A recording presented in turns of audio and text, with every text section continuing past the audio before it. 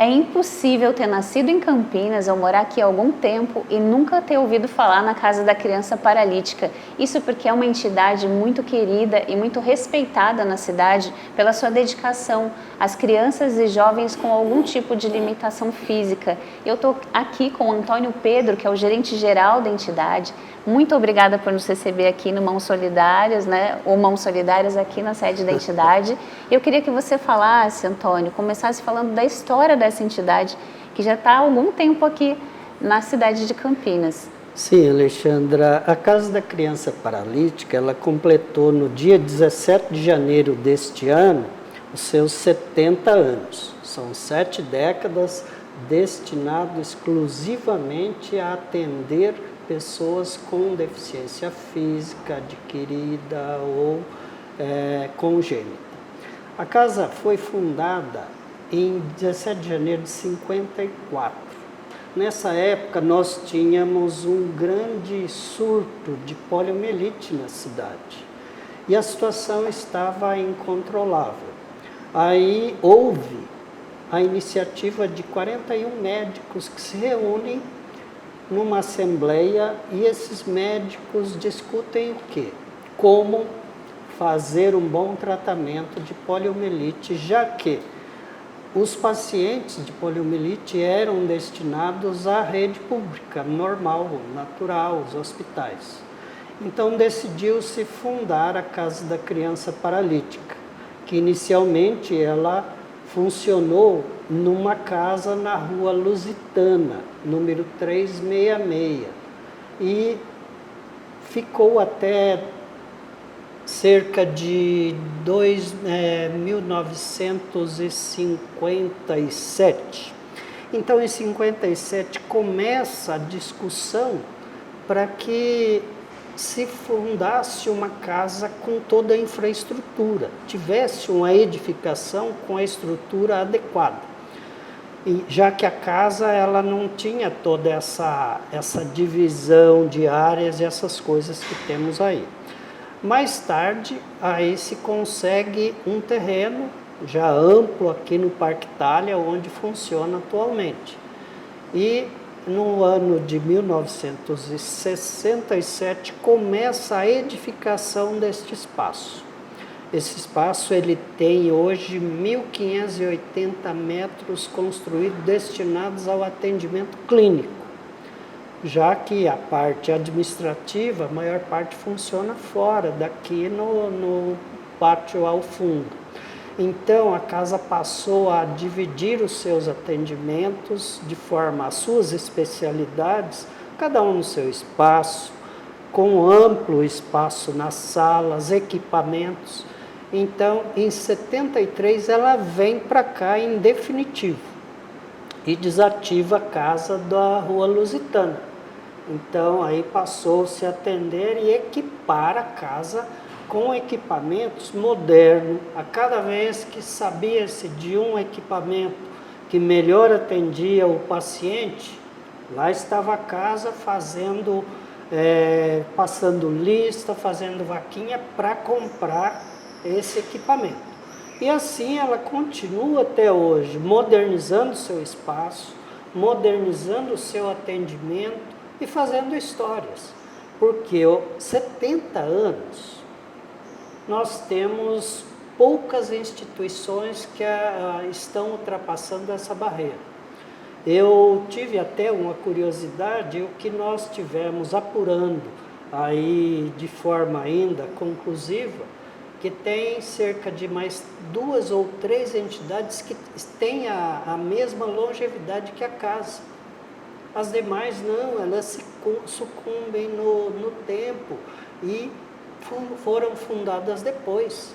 A casa ela vem antes, é a história pioneira e é a história única de tratamento a pessoas com deficiência física. Isso. Ela tem experiência acumulada aqui que nenhum local nesse país aqui tem tanta experiência quanto a casa tem, seja ela de recursos humanos e seja ela em ousadia também. Porque imagina, para a gente enfrentar os desafios que eu estou há 22 anos na casa e durante esses 22 anos eu pude testemunhar muitos desafios. Desafios que obrigaram a casa a parar, repensar, repaginar para poder dar continuidade nesse tratamento. Até porque a natureza dela mudou, não mudou a natureza, mas mudou o cenário, né? A Mudou poliomielite já não é o principal foco da casa e agora tem novas realidades, novas comorbidades que foram surgindo, né? Sim, ela inicialmente, o foco principal era a poliomielite, mas logo depois houve a apresentação de uma vacina eficiente. E a casa o que faz? Ela podia muito bem encerrar o seu expediente ali. Não, ela fala, nós precisamos continuar atendendo pessoas com deficiência física, seja ela adquirida, seja ela congênita, e a gente, eu digo a gente porque eu me sinto parte disso aqui. E a casa continua revendo a sua trajetória, corrigindo a sua trajetória, não é mais poliomielite, então vamos atender pessoas com deficiência adquirida, tem o acidentado, tem a pessoa que fica sem um membro, que precisa de uma terapia, tem aquelas pessoas que já nasceram com doenças congênitas ou desenvolveram depois, doenças neurológicas, e a casa dá seus passos no tempo. E ela ultrapassa a barreira dos 70 anos e a gente está agora discutindo a casa dos próximos 70 anos. Que a casa certamente será uma casa que vai estar atuando com equipamentos de ponta, com mais equipamentos de ponta, além dos que já tem, com robótica, vai estar atuando no segmento que nenhum país do mundo supera tanta qualidade. Hoje, para você ter uma ideia, uma fundação suíça, a Swisslamb, eles estiveram aqui e eles ficaram admirados com o desenvolvimento e a desenvoltura em se reinventar da Casa da Criança Paralítica. Então, estamos discutindo uma possível parceria para desenvolver peças de prótese, ou de órtese, ou aí na frente, quem sabe, a gente também começar a fabricar palmilhas, cadeiras eletrônicas, que hoje a pessoa às vezes não tem onde sequer trocar uma bateria de uma cadeira eletrônica. Aqui você já faz esse serviço? E aqui já estamos dando o primeiro passo. Nós estamos agora caminhando rumo ao futuro nesse segmento. Porque hoje, além dos atendimentos terapêuticos, existe uma oficina das cadeiras aqui dentro, né? Sim, nós Ela já tem 5 anos. Desde 2019, estamos em funcionamento com a oficina de customização de cadeira de rodas. Faz adaptação e todo tipo de adaptação. E não só para quem está em tratamento, não só para quem está aqui, para o público em geral. Para você ter uma ideia, além dos 368 pacientes que fazem o acompanhamento aqui, nós temos mais de 500 que são atendidos somente para o segmento de cadeira de rodas. Campinas tinha uma necessidade na dispensação, para dispensar uma cadeira, 4 anos. Nossa! A pessoa entrava na fila, ficava 4 anos. Com a entrada da Casa da Criança, esses 4 anos deixaram de existir. Hoje nós fazemos a customização de uma cadeira de rodas, dependendo da gravidade do serviço que tem que ser feito, a maioria sai até 40 minutos. Nossa. E a pessoa senta aqui, espera e vai com a cadeira de rodas. Se ela precisar de uma reforma geral, ou seja, se trocar quase tudo, ela sai em 1 semana, 7 dias.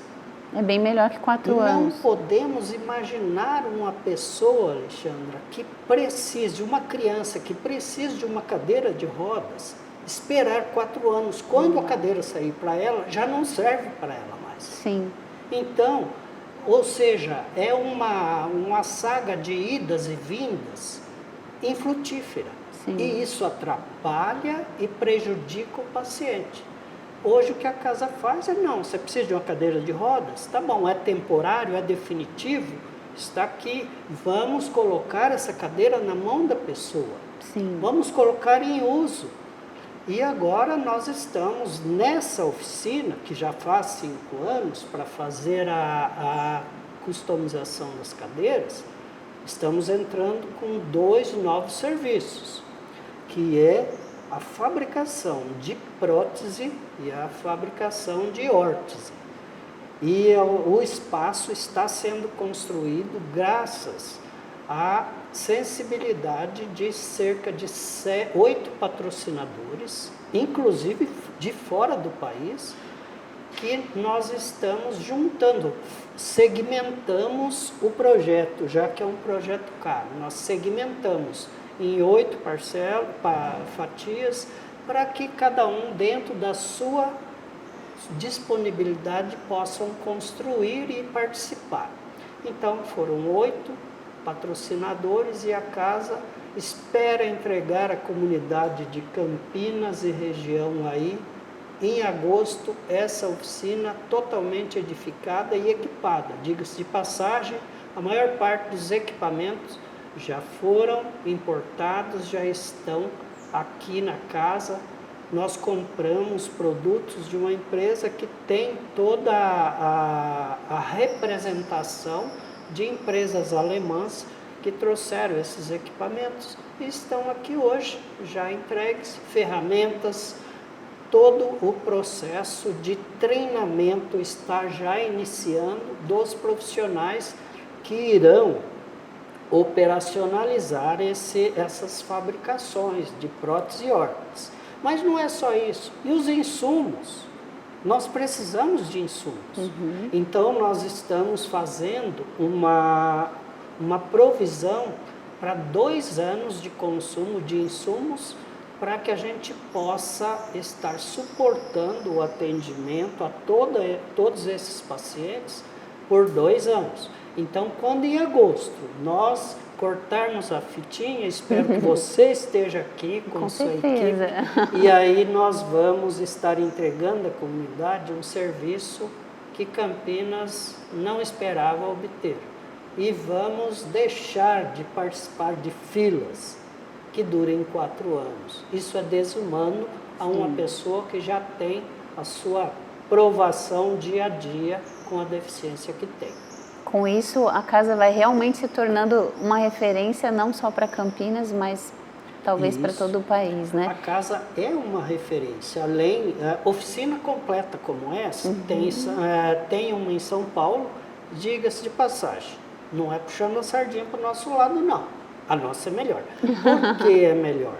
Nós temos um processo de fabricação, nós temos uma linha de produção que obedece o tempo, obedece às fases. Ela não vai e vem naquele retorno e avanço interminável. Ela começa na primeira peça e termina com o técnico entregando a peça totalmente testada para o paciente.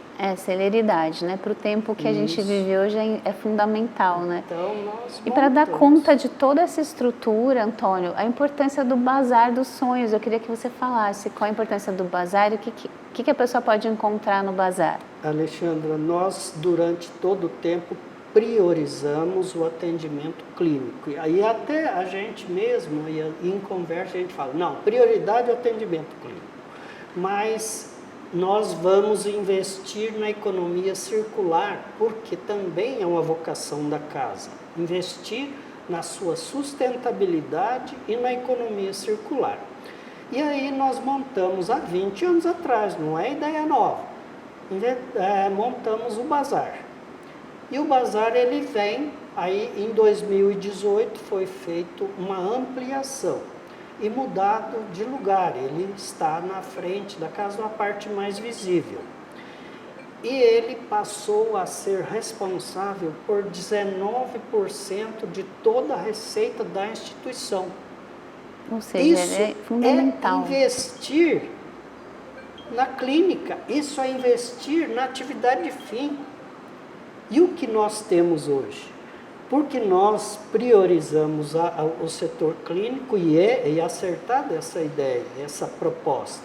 Só que agora nós temos que olhar um pouco para a sustentabilidade da instituição, porque se o bazar é responsável por 19% de toda a receita da casa, significa que todo o tratamento da casa, ele depende 19% do bazar, que é de economia circular, que funciona com doação de móveis, de roupa, sapato, brinquedos, tudo que a pessoa tem em bom estado de uso, ela manda para cá e a gente vende, beneficia a comunidade, porque ela adquire um produto a um preço praticamente, às vezes eu digo irrisório, mas às vezes até é simbólico o preço. Sim.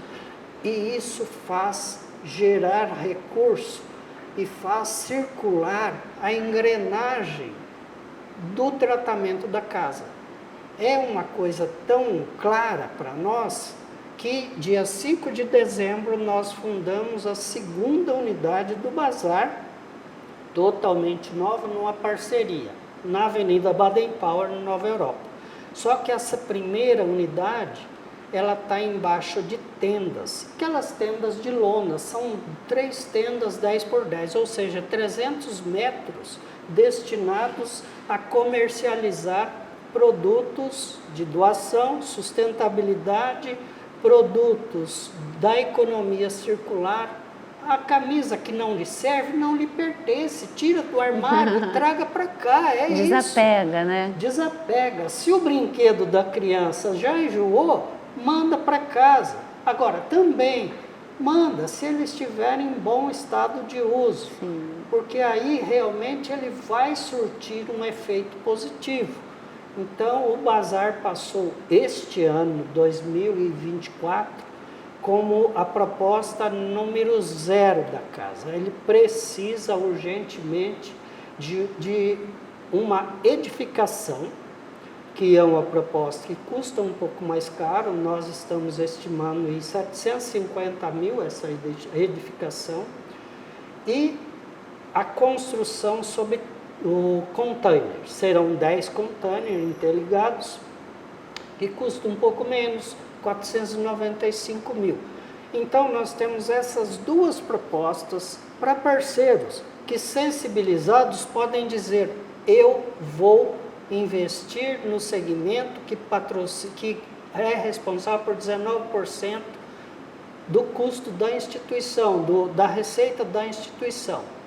E essa pessoa, essa empresa, claro que ela vai poder dizer em alto e bom som que ela ajuda a patrocinar 19% da receita da instituição, o que é uma realidade. E a gente assina embaixo, e essa parceria é a que a gente espera, e estamos aí torcendo para que um abnegado ou abnegada, uma pessoa que tenham essa sensibilidade, que venham aqui conhecer a proposta, nos liguem, a gente vai até a empresa ou vocês venham até aqui de preferência, para conhecer também o que se faz.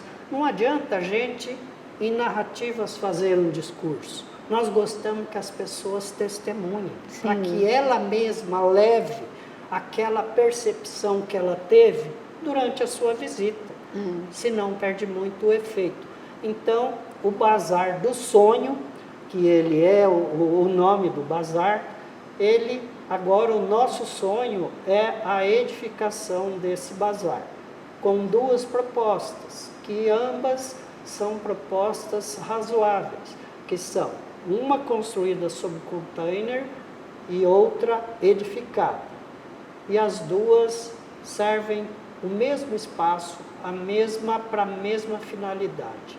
Vamos trabalhar com economia circular, dando sustentabilidade a 368 crianças, a uma oficina que está por ser inaugurada, e por aí vai, a casa não para.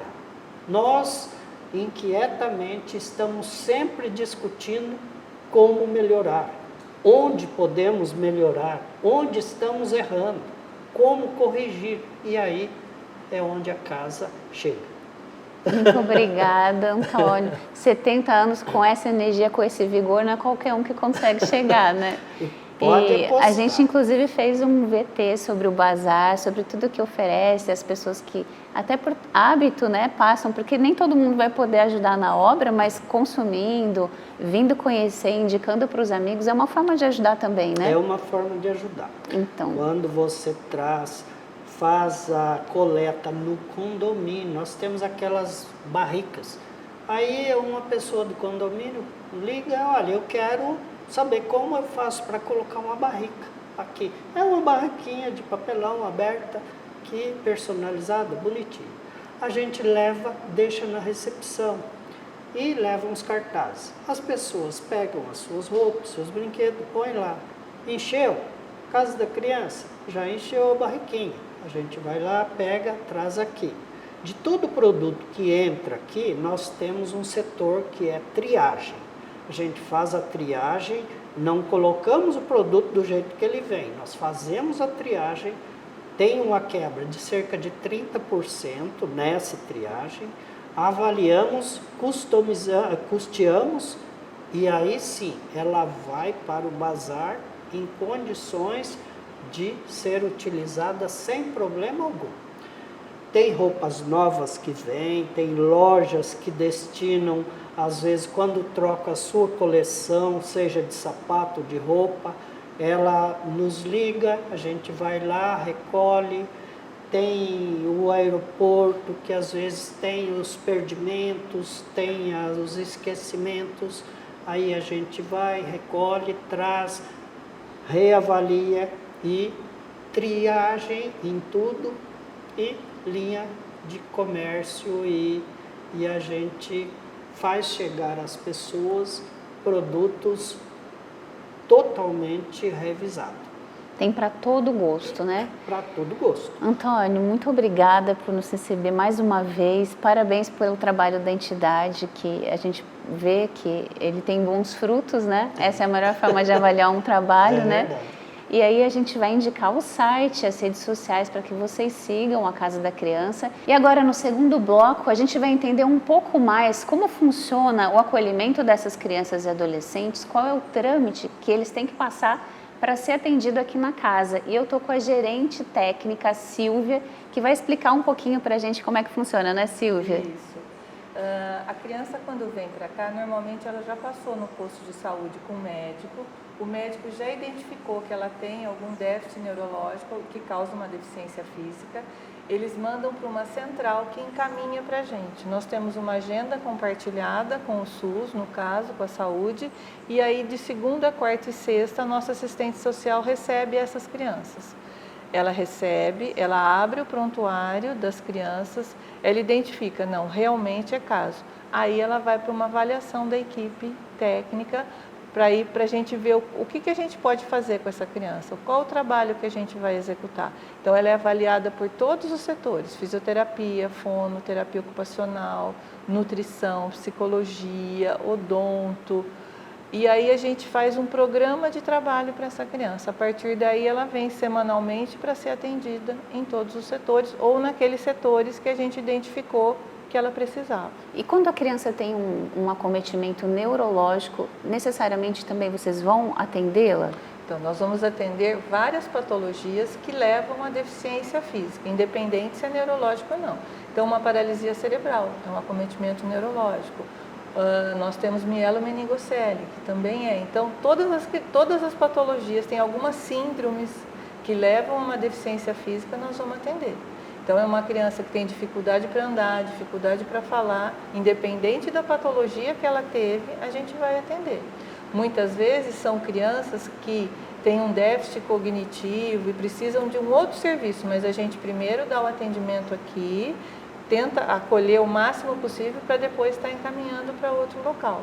E como a gente recebe criança muito pequenininha, às vezes depois que a gente está atendendo que vai aparecer uma deficiência visual, uma deficiência auditiva, um déficit cognitivo, e aí depois a gente encaminha para outro lugar.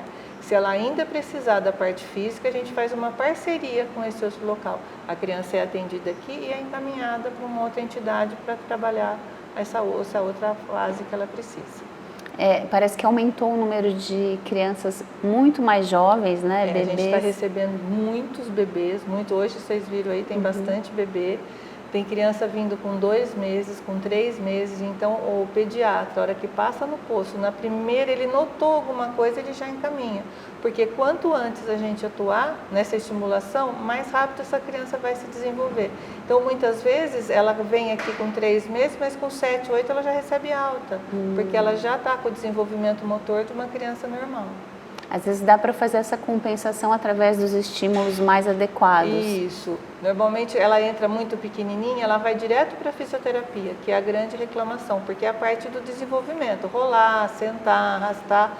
Se o físio identificou que precisa de alguma coisa, aí a gente manda para fono, manda para TO. Mas quando é muito pequenininho, a gente evita muitos setores, né? Porque a criança é muito pequena, ela cansa fácil. Às vezes, meia hora de terapia para ela é muito, ela rende 10 minutos. Então, não adianta eu colocá-la em vários atendimentos que ela não vai render. Sim, até essa dosagem, né, também é muito importante. Tem que ser. Né? E é uma criança, né? Você tem que brincar também, não é uma terapia que você não brinca, né? Primeiro você brinca, você faz um vínculo com a criança para depois estar trabalhando.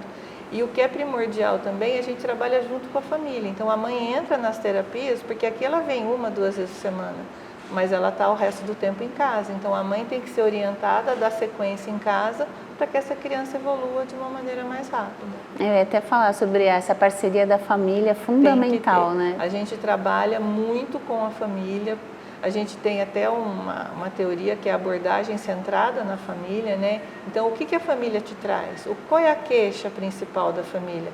Para a gente poder trabalhar, porque essa família fica 24 horas com a criança, conhece muito mais que a gente.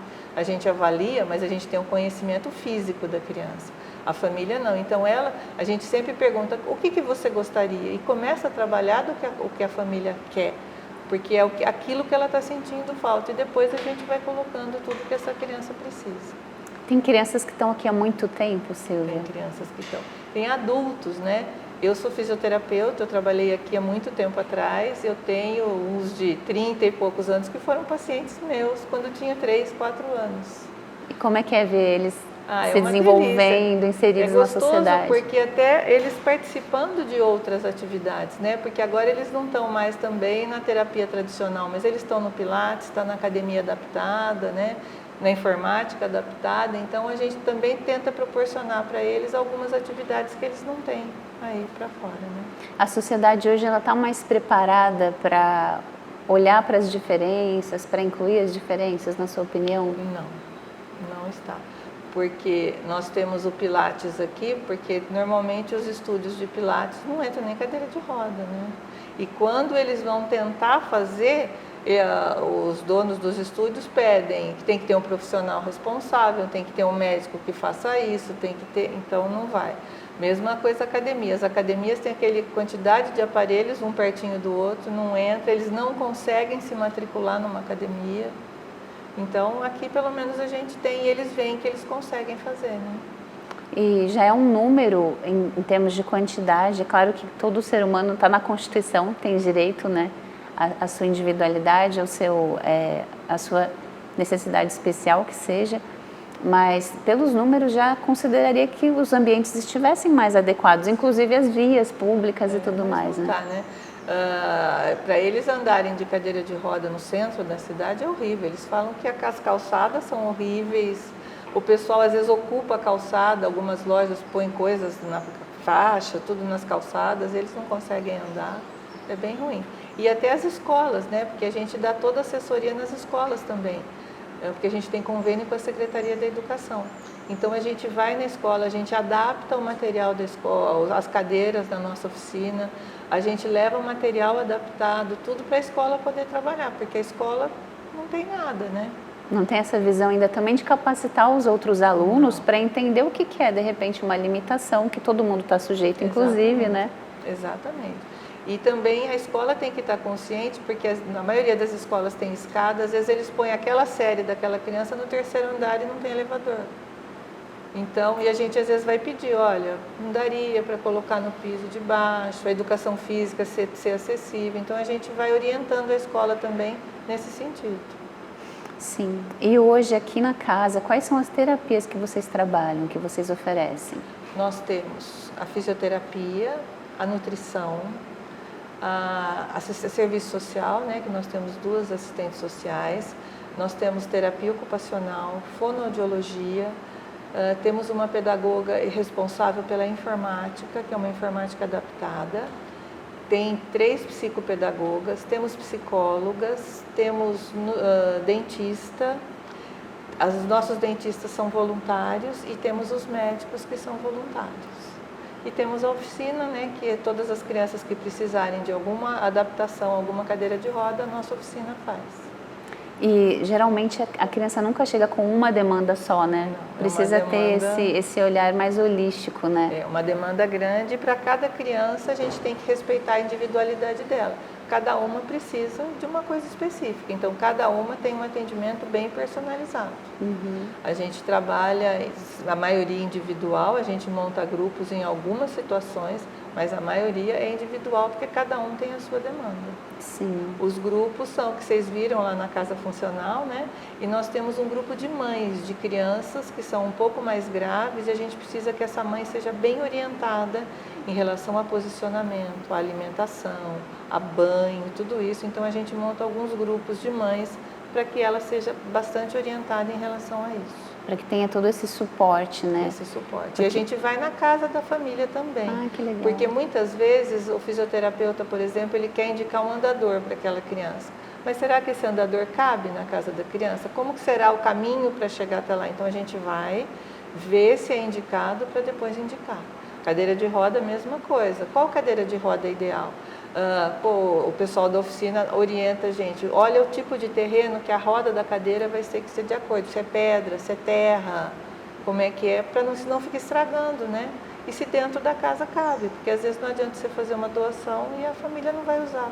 Fica encostado, né? Fica encostado porque não entra na casa, né? E a casa tem uma atividade aqui que é muito interessante, que é a casa experimental, né? Que é justamente isso, para a criança se sentir seguro dentro das habilidades dela, né, claro, para as atividades corriqueiras do dia a dia, né? Isso. Como é que funciona essa casa? A gente vai ver já, a gente vai mostrar para vocês. Essa casa é muito legal, é um trabalho feito pela terapia ocupacional e pela psicologia.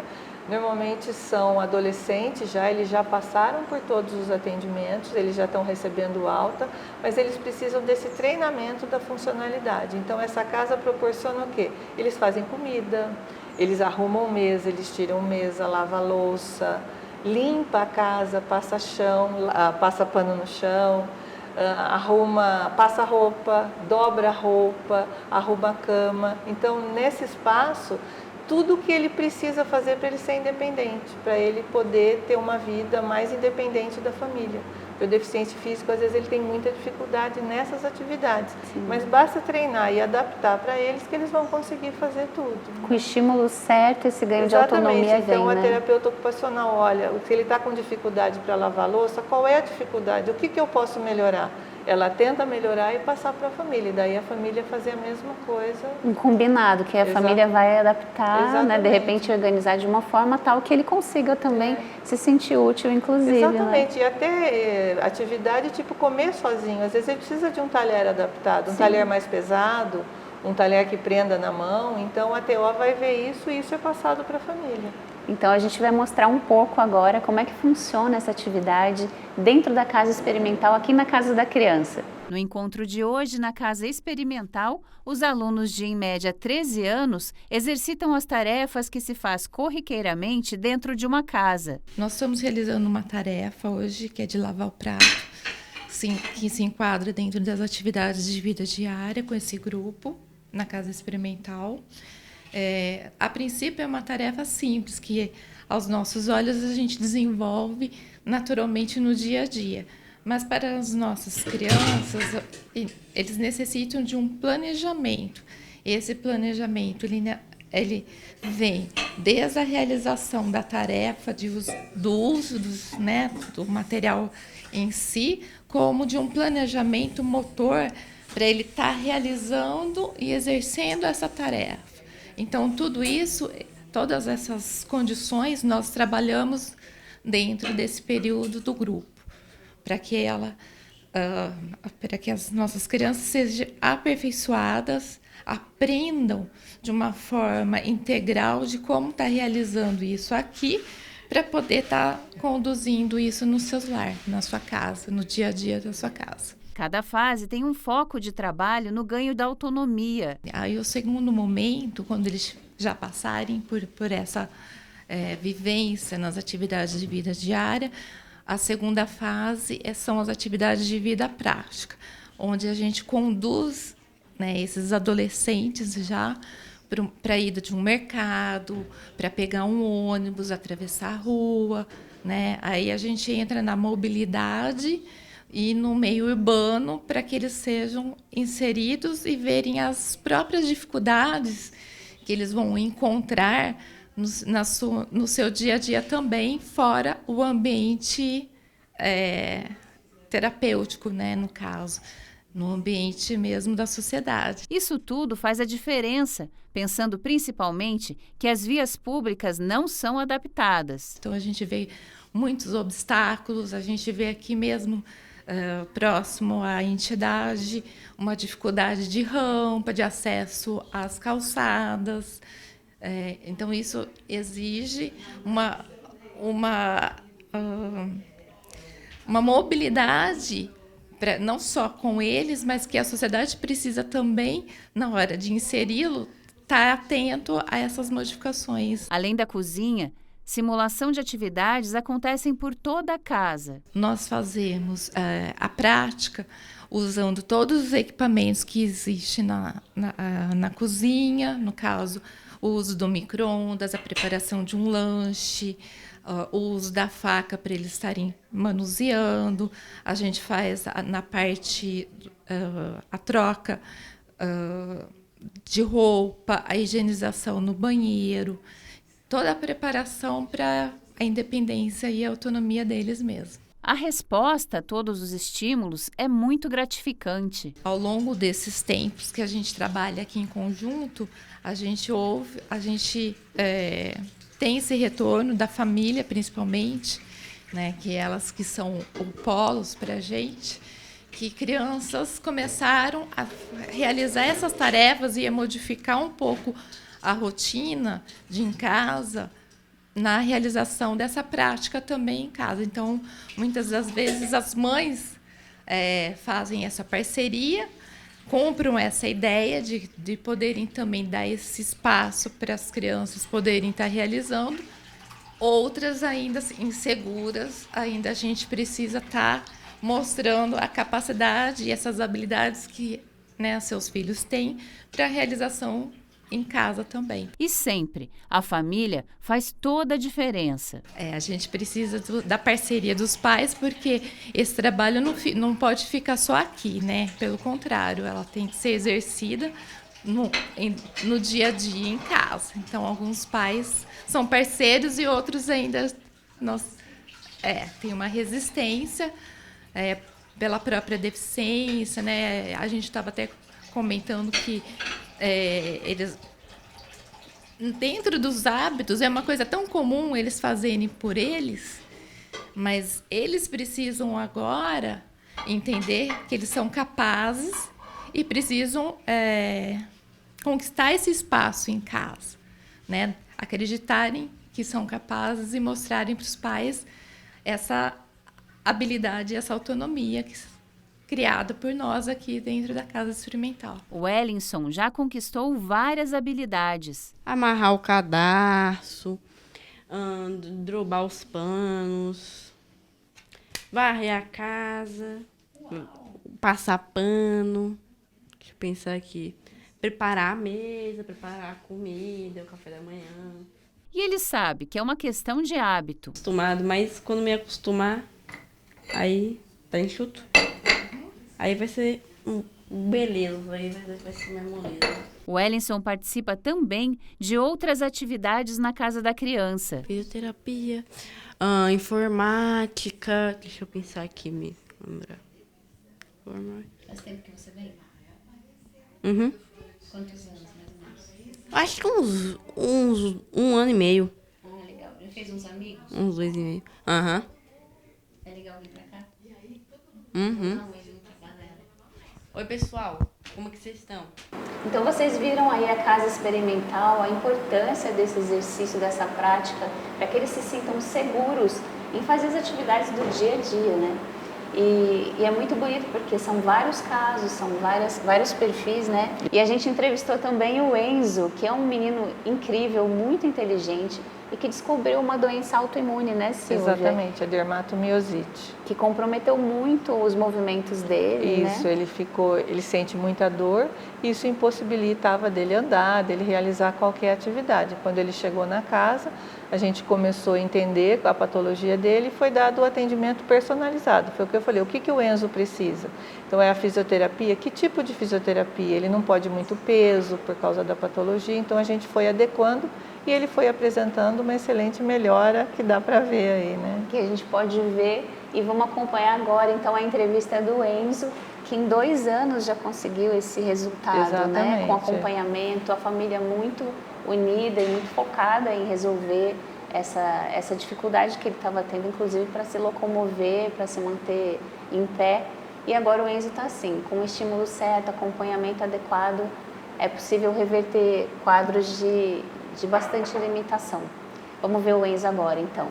Esse olhar individual, caso a caso, e o atendimento multidisciplinar permitem que verdadeiras pedras preciosas possam brilhar mais e melhor. Sim, porque desde lá atrás, desde 2021, quando eu peguei essa enfermidade,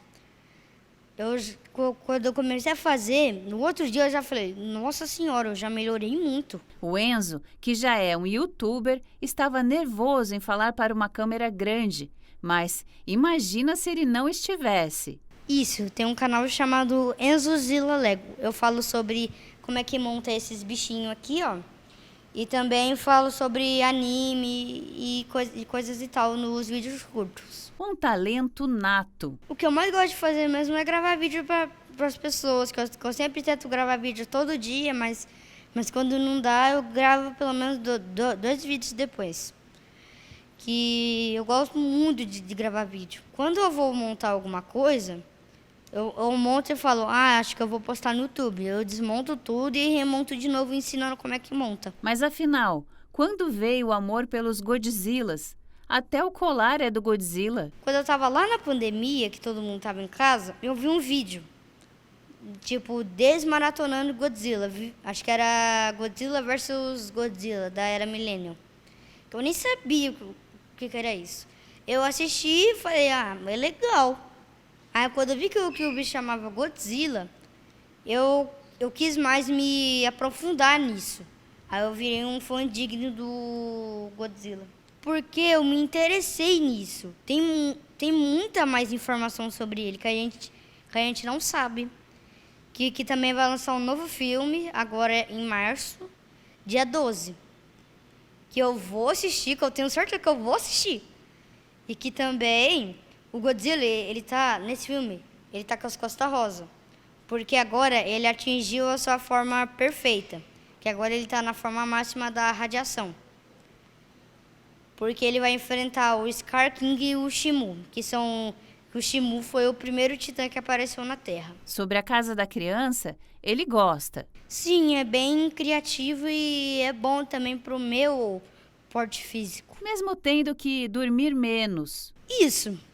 O único probleminha é que tem que acordar cedo um pouquinho. E os planos não param. Que também vai ter um lançamento do meu livro ali num bajarzinho ali, ó, que tem que ter ali, que tem uma parte dos livros que vai estar lá. Que, ou no final desse mês ou em março. Desafio algum tirou a paixão do Enzo do foco. Vai falar sobre o Godzilla, quem é o Godzilla. Vai estar explicando lá quem é o monstro gigante que eu mais adoro nesse mundo. O pai reconhece a importância do atendimento da casa na recuperação do filho. Olha, foi maravilhoso. O procedimento do Enzo nos deixou bem abalado, porque em 2020 veio de uma fase normal como criança, mas em 2020 apresentou essa fraqueza muscular. A gente não sabia nem o que era. Ele andava mal, poucos passos já caía no chão. E com isso foi deixando a gente mais preocupado e a gente começou atrás, com os médicos. E bem na época da pandemia, a gente não pode nem dizer que os médicos foi negligente, porque também estavam com medo, né, de encostar em qualquer pessoa. E com isso a gente foi alongando o tempo e não achava o que era. Aí, com uma consulta que a gente fez no Hospital Mário Gatti, internou ele para saber o que era. Não acharam o que era, supostamente diziam que podia ser uma distrofia, mas precisavam ter 2 exames específicos. E só a Unicamp faria. Seria a eletroneuromografia e a biópsia muscular. Com isso, essa consulta a gente conseguiu através depois de uma assistente social da Unicamp.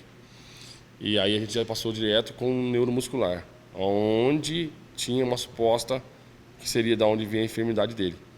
Aí o médico, Dr. Marcondes, que acho que é a PhD do Brasil, um ótimo médico, maravilhoso, só de olhar o Enzo descobriu o que o Enzo tinha, que era a dermatomiosite, que é uma inflamação muscular. Ela, no caso dele, ela aciona tanto o músculo, também ocasiona na pele. Ele ficou um bom, assim, o período de final de 2020 a 2021 foi bem agravante. Com o diagnóstico em mãos, contar com a segurança do atendimento da Casa da Criança fez toda a diferença. Aí, com isso, quando a gente já descobriu o que ele tinha, a gente já conseguiu também, pelo o SUS, o acionamento aqui na Casa da Criança. E aí, ele já entrou com a medicação e depois, logo após, acho que uns 15 dias, já entrou também com a físio daqui. Nossa, aí só foi melhoras, graças a Deus. O resultado dessa atenção é visível. Graças a Deus. Ele, depois do acionamento daqui, junto com a medicação que o médico passou, só melhorias, graças a Deus. Porque ele ficou bastante agravado, não conseguia nem andar direito. Ele levantar do sofá era muito difícil, agachar no chão, muito difícil. Uma criança de 6 anos, a saúde é lá em cima, né? E no caso dele, debilitou bastante ele. Hoje não, hoje, graças a Deus, ele corre, brinca, normal. E é uma criança muito inteligente, sabe? Vocês viram aí, né? Então ele é bem desenvolto, inteligente, sabe o que tem que fazer, é bem responsável. Olha, hoje é dia agora é hora de fazer a físio, vamos fazer. Ele não faz só aqui, que é as 2 vezes por semana, mas em casa também. Então pega um pouquinho no pé dele, mas ele faz muito bem, graças a Deus. E o apoio da família é essencial no processo. A maioria das vezes é eu que trago, né? Porque como eu sou autônomo, trabalho para mim mesmo, então eu que estou na correria com ele. Mas a mãe, quando pode, também sempre está aqui, nas reuniões, traz também, vem. Então participa a família toda, né? Tanto os irmãos quanto a mãe e eu e os avós também.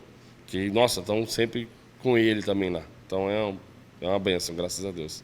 E eu vou fechar aqui o programa mostrando para vocês um pouco do bazar, que é essa parte tão importante, Isso. né? E você vai acompanhar os itens que você pode encontrar nessa unidade 1. A unidade 2 a gente coloca aqui também para você acompanhar e visitar lá no bairro do Nova Europa. Muito obrigada pela sua companhia e até o próximo programa. Como vocês ouviram, o Bazar dos Sonhos é o responsável por 19% da materialização dos sonhos da casa. E aqui, na Casa da Criança Paralítica, os sonhos viram realidade. E a realidade, que a gente sabe, é sinônimo de transformação. Tem vestuário, calçados, novos e usados, brinquedos, livros, eletrodomésticos e até alimentos. E venho aqui com alguma frequência ver as promoções, ver os itens que eles têm. A gente encontra muitos itens novos, calçados, roupas e com preços diferenciados. Além da variedade e valores das peças, o caráter é social. Esse espaço, com certeza, arrecada fundos para a manutenção da Casa da Criança Paralítica, né? Eles têm um papel fundamental na educação desses jovens, né? Que tem que ser tudo adaptado, né? Então, é um trabalho bastante gratificante para a sociedade, principalmente para as famílias que têm crianças com portadores de necessidades especiais. Dá até para ser um passeio em família. A mãe vem também, a gente gosta dos itens que eles oferecem, no caso das pipocas, dos doces, né? Sempre tem um preço diferenciado do mercado. Por ser doação, a gente consegue comprar com boa qualidade, dentro dos prazos e com um valor mais baixo, que é o que interessa. Todo mundo tem interesse de economizar um pouquinho.